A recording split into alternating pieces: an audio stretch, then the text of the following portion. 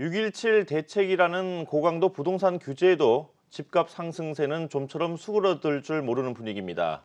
그런데도 정부는 부동산 정책이 종합적으로 작동하고 있다며 현실과는 거리가 먼 해명만 내놓고 있는데요. 먼저 전효선 기자입니다.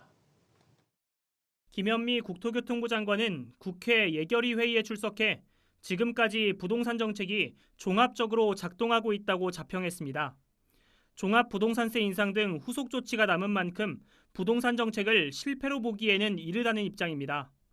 그러나 정부 임기는 이미 반환점을 돌았고 갖은 규제 속에서도 서울 아파트 값은 3년간 54%나 오른 상황. 때문에 정부가 부동산 정책 실패를 인정해야 한다는 목소리가 곳곳에서 본물처럼 터져나오고 있습니다. 서울의 아파트가 평균 3억 5천이 올랐어요. 서울에는 아파트가 한 200만 채가 있어요. 170만 채가. 그러면 3억 5천씩 오르면 아파트값 오른 것만 해도 500조가 넘게 올랐어요. 서울은 다 올랐습니다. 서울만 오른 게 아니라 수도권까지 지금 번져서 다 오르고 있어요. 30번의 부동산 대책에도 불구하고 57%라는 기록적인 집값 상승을 기록했던 참여정부의 전철을 밟고 있는 모양입니다. 실제 정부는 서울 집값을 잡겠다는 이유로 대책을 쏟아냈지만 손댈 때마다 풍선 효과를 낳았고 결국 수도권 대부분 지역을 규제하기에 이르렀습니다. 필요하다면 언제든지 강력하고 즉각적인 조치를 일관되게 이어나가겠다는 것을 약속드립니다. 전문가들은 대책을 발표할 때마다 추가 조치를 언급하는 건 대책 효과에 대해 자신감이 결여된 것이라고 지적합니다. 22번의 부동산 대책을 발표했다는 것은 역설적으로 얘기하게 되면 21번의 실패 때문에 새로운 대책들이 나온 것으로 이렇게 보여집니다. 부동산 대책의 어떤 방향들을 규제 중심의 정책에서 시장 중심의 정책으로 전환하고 현 정부 들어 쏟아진 부동산 대책만 무려 22번. N번째 실패를 반복하지 않기 위해선 지난 21번의 정책 실패부터 냉철하게 되짚어야 한다는 목소리가 나오고 있습니다. 한국경제TV 전유성입니다.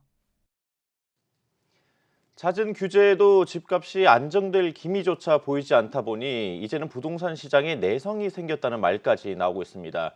더 이상 정부 말을 믿지 못하겠다는 분위기인데요. 연일 신고가를 경신하는 집값에 전세난 우려까지 커지면서 부동산 시장 내 혼란이 불가피해졌습니다. 이어서 이준호 기자입니다.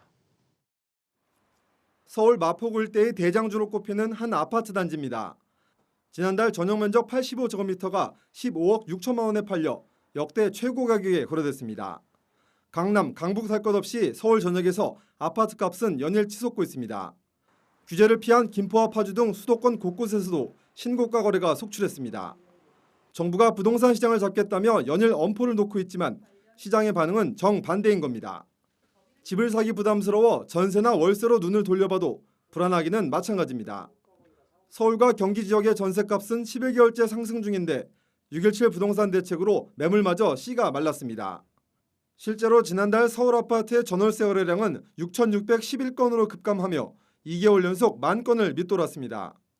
반면 매매 거래량은 7,182건을 기록해 전월세 거래량을 넘어서는 이례적인 상황이 나타났습니다.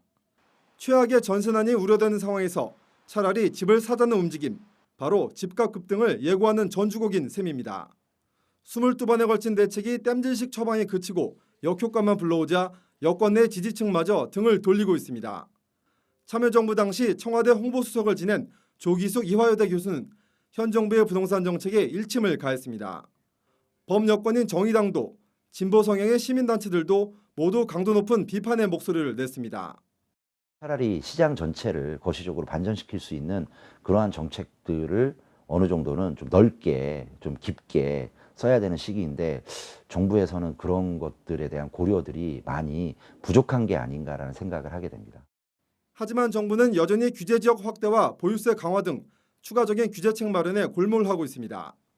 잦은 규제로 사실상 누더기가 된 부동산 시장. 갈 길을 잃은 시장 참가자들의 고심만 더욱 깊어질 전망입니다. 한국경제TV 이준호입니다.